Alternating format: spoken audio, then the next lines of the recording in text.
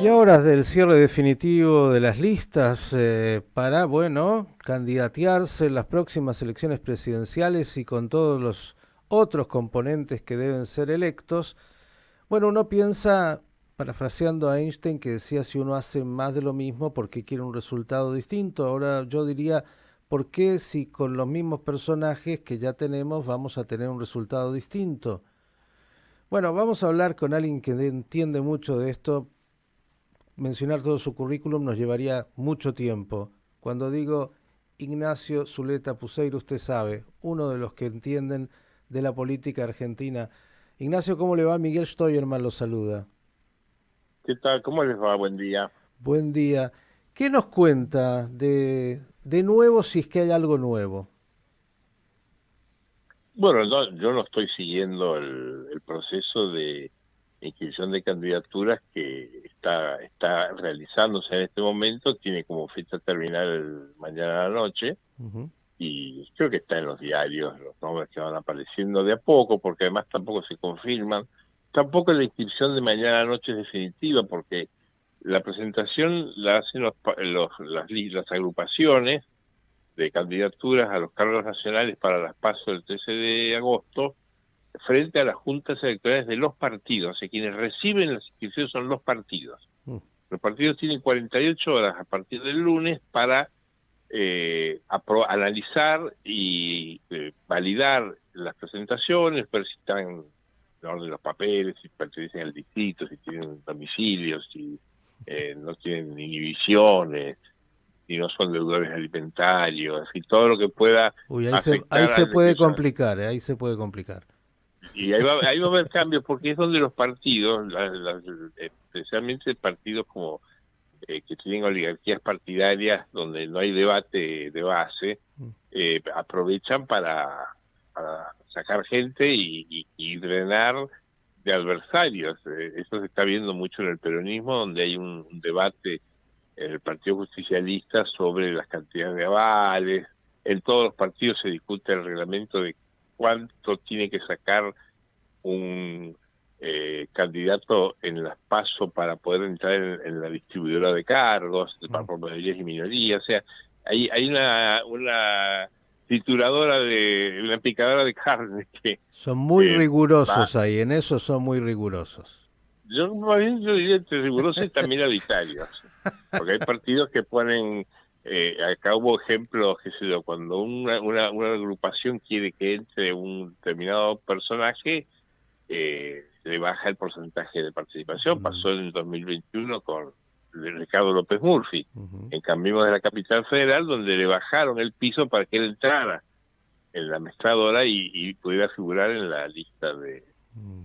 Además, nada es muy definitivo porque está el tema del cupo y está el tema de la paridad de género, en donde es Mm. hombre, mujer. Entonces, muchas veces un candidato que parece muy ponderado es postergado para cumplir con las leyes de paridad de género, que yo creo que son discriminaciones positivas importantes y al menos yo las sostengo. Creo que hay que promover la igualdad, ¿no? Ujú. Pero en fin, es un proceso complejo, es muy entretenido, porque van apareciendo nombres, aparecen métodos, pero creo que no vamos a saber mucho hasta mediados de la semana que viene, cuando se conozcan Ojo, después la justicia, pasadas las 48 horas, la justicia electoral nacional eh, analiza eh, esas candidaturas y también puede llegar a avalar, si un partido, por ejemplo, no respeta el cupo, no respeta la paridad de género,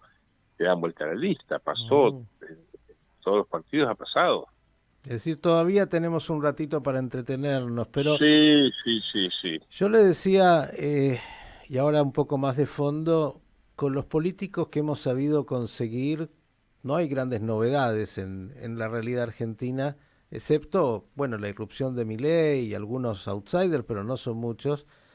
¿Podremos, ahora hablando de lo importante, porque escuchamos mucho de nombres, pero poco de propuestas, realmente pensar en una Argentina distinta? Pero eso depende del estado de ánimo de cada uno. Este, en mi percepción, las elecciones no es no son una situación de candidatos, es una situación de partidos o de familias políticas o de agrupaciones. Los candidatos son relativos, tienen una importancia relativa. Lo que ocurre es que la gente, los protagonistas son candidatos, entonces muchas veces se explota el perfil, hay candidatos que aparecen por el atractivo que tienen, porque aparecen por televisión, o el caso de que si la lista de Bullrich está apareciendo un bailarín, primer candidato de ballet, Maxi Guerra, como primer candidato a diputado nacional. ¿Por qué va ese hombre ahí? Es una buena persona, yo lo conozco, pero evidentemente va porque es un ancla, como se dice en el marketing, porque es conocido, o el caso de otra gente que porque aparece en televisión todos los días puede arrastrar cierta popularidad. Hay mucho de casting, y eso es una situación que ocurre en todo el mundo. Bien. Hemos tenido la Chicholina en Italia, Trump en Estados Unidos venía de ser una estrella de la televisión. Era un hombre de mucho dinero, un empresario que había hecho grandes realizaciones, digamos, importantes emprendimientos, y además se había convertido en una estrella de la televisión. Ronald Reagan entra a la política desde un programa como presentador de televisión del teatro del General Electric. Eso lo hizo muy popular. Fujimori en Perú. Fujimori tenía un programa de lo que sería acá el canal rural en Perú. Era un profesor de agronomía que hablaba de alpiste, de ovejas, de vacas, y llegó a ser presidente de Perú. O sea, el utilizar una personalidad pública, y eso es de relativa importancia, porque uno piensa que no estamos organizando una temporada teatral de la calle Corrientes, sino que se están organizando mandatos electorales. Eso por un lado, pero para la asociación suya, yo creo que en el Congreso argentino está representado lo mejor de la dirigencia política argentina. Yo creo que son muy pocos si bien hay una renovación, la dirigencia política debe ser la corporación que más renueva gente a lo largo del tiempo. Si uno compara la corporación empresaria, la de las iglesias, la de los ejércitos, la del mundo de los negocios, y la compara con la política es la que más renueva, es la que más, quizá porque como los gobiernos no son muy buenos, se identifica la gestión muchas veces con el fracaso. Hay mucha renovación, y está representado, yo creo que lo mejor de la política argentina está en el Congreso. Yo creo que salvo alguna excepción, tenemos que pensar que la dirigencia está representada en el Congreso. Qué interesante lo que usted nos dice, Zuleta. Si me permite un segundo, vamos a ir a un brevísimo panorama de noticias de la hora 9, pero si tiene la gentileza y se queda con nosotros, quiero preguntarle si está viendo entre todos estos políticos, los que ya tienen muchos años y estos que aparecen como nuevos, algún proyecto de país, o simplemente estamos hablando de la farándula de los nombres, como antes decía, y tener 2 minutos de fama en televisión o ser influencer puede ser para llegar a un cargo. Deme esos 2 minutitos, ¿nos los permite? ¿Cómo no? ¿Cómo no? Gracias. Estamos con Enrique Zuleta para analizar la política argentina. Y le agradecemos a Ignacio Zuleta Puceiro por habernos dado estos minutitos, y continuamos con él un momento analizando la realidad política argentina. Dejé formulada una pregunta antes que tiene que ver en términos de si hay proyecto en las distintas agrupaciones, o solamente estamos preocupados de los nombres que serán los protagonistas de la política. Yo creo que sí. La, el electorado en la Argentina tiene una identificación muy estable con las fuerzas políticas.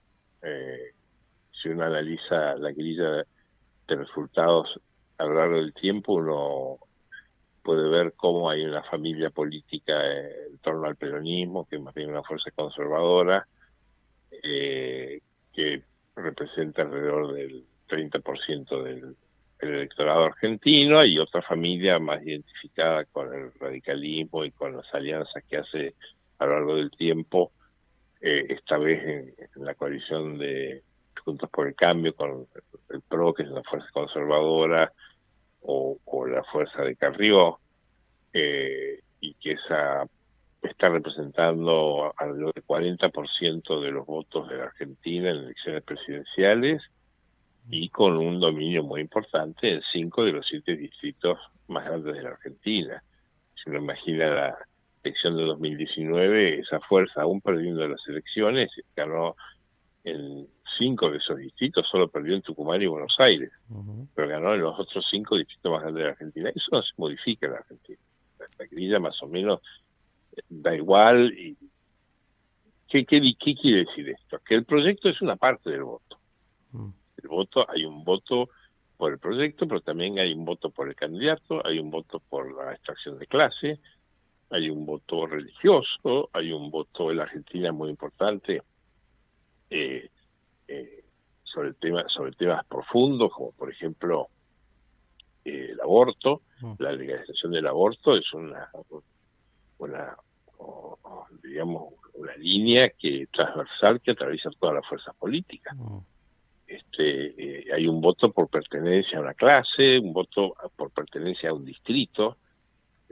Cualquier analista del voto sabe que, por ejemplo, esta fórmula que está instalando el peronismo de Pedro Mansur junta peronismo de la provincia de Buenos Aires, cristianismo donde es fuerte en el conurbano de la provincia de Buenos Aires, y Mansur, que es el norte profundo, que es una comarca, una serie de provincias controladas por el peronismo. Y hay un voto, Zuleta, que me parece viene muy presente en las últimas elecciones, que es el voto ausentismo y el voto en blanco, que está de hecho siendo mayoritario. Hay como un enojo de la sociedad con la política que no le ha dado respuesta. La Argentina tiene una historia de alta participación en las elecciones, en las últimas presidenciales. En la de 2021 hubo una caída de asistencia al voto que se ha vuelto a ver en algunas de las elecciones provinciales, pero en la Argentina hay voto obligatorio, estable en el resultado, pierde el que se divide. Si las dos fuerzas van juntas, están palo y palo. Pasó en 2015, la diferencia fue de 2 puntos, y creo que mi impresión es que vamos a un proceso de ese tipo. El factor Milei. Hay que verlo. Ahora, hay un dato interesante que hay que tener en cuenta. Ocurrió como un efecto de la pandemia. Ahora en países como voto obligatorio, de Francia, que el Senado es voto obligatorio, ha habido una caída de la participación en todo el mundo. Llegó hasta el punto en Francia que en las últimas municipales no se pudieron hacer los balotajes, hay balotajes no pudieron hacerse las segundas vueltas porque la participación había habido en algunos lugares de menos del 20%. Es un efecto de la pandemia que en la Argentina lo golpeó, porque 2021 fue la elección que menos votos o asistencia tuvo desde 2001, pero hubo un 70% de votantes, muchísimo para cualquier país. Piensen que en Estados Unidos votan menos del 50%. Es decir, el país más, digamos, el tractor del mundo, elige presidentes con menos del 50% de participación del voto. Yo creo que hay siempre una crisis. Los gobiernos del mundo están retrocediendo frente a gobiernos débiles frente a sociedades fuertes, sociedades que reclaman mucho agendas muy comprometedoras, y la dirigencia política se mueve, va por la escalera mientras la sociedad va por el ascensor. Entonces queda atrás porque no hay herramientas para responder a las demandas. Eso ocurre en todos lados. Basta pensar la región donde vivimos. Si uno sale de Uruguay y un poco la Argentina, que tiene un sistema muy estable, porque hemos tenido alternancia de gobierno en las últimas décadas, sin absoluta paz. No se cayó ningún presidente, no hubo un solo herido, ningún muerto. Compare con Chile, con Bolivia, con Venezuela, con Perú, con Colombia, con Brasil, con México, con Estados Unidos. es son democracias tumultuosas. La nuestra no, la nuestra es bastante pacífica. Diría yo, la más pacífica y la más sólida que tiene la región, frente a junto a la de Uruguay. Esto por el momento, y esperemos que continúe así, más allá de algunas Sí, alertas, ojalá. ¿no? Como la de Jujuy. Digo, hay también una campaña del miedo por parte del oficialismo diciendo nosotros somos los únicos que podemos contener a las fuerzas sociales, y si no, sepan que esto es lo que viene. En realidad, el activismo y a veces violento ha precedido muchos procesos electorales en Argentina. Sí, mi impresión es que porque cuando vienen las elecciones los gobiernos son más débiles, entonces hay fuerzas que tratan de arrinconar a los oficialismos. Más en la política contemporánea, en donde en todo el mundo los oficialismos han perdido. Algunos lo relacionan con la crisis económica y otros con la pandemia. Piense que Trump, en el comienzo del año de su derrota, prácticamente nadie, nadie, todos descontaban que iba a ser reelecto y perdió las elecciones.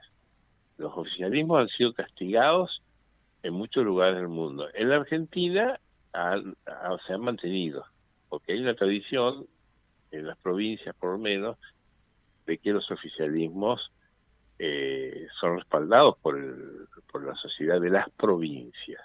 Piense que en el año 2022 todas las provincias argentinas cerraron el ejercicio con superávit fiscal. O sea, hay un país caótico en la administración nacional, como el que vemos nosotros que vivimos en el área metropolitana, donde aparecen estas extravagancias de candidatos bailarines, pero si uno va a las provincias, hay más estabilidad, saliendo de algún caso excepcional, los gobernadores reeligen en sus mandatos, designan sus sucesores cuando no pueden pacíficamente. Hay un país mucho más normal. De hecho, que cierren los ejercicios con superávit fiscal es un indicador de cierta normalidad y que las sociedades lo respaldan, ¿no? Fíjese, ha habido 10, 11, 12, 13 elecciones. Vamos a ver qué pasa en Córdoba mañana, este domingo. Ahí va a ser muy interesante porque compiten las fuerzas nacionales en el segundo distrito en cantidad de votos de la Argentina, que es Córdoba. Ahí esa elección va a ser muy indicativa de lo que puede pasar en adelante. Ignacio Porque Zuleta. las fuerzas se van a confrontar en un distrito complicado. Ignacio, gracias por darnos estos minutos y poner luz sobre temas que a veces en la urgencia nos quedamos con la fotografía. Es bueno mirar un poco la película y me parece que nos ha dado muchos elementos para poder pensar. Gracias como siempre. Gracias por la llamada y que lo pasen bien. Hasta luego. Ignacio Zuleta Puseiro, un hombre con mucha experiencia que nos ha dado elementos, ¿no?, distintos de los habituales respecto de la política argentina.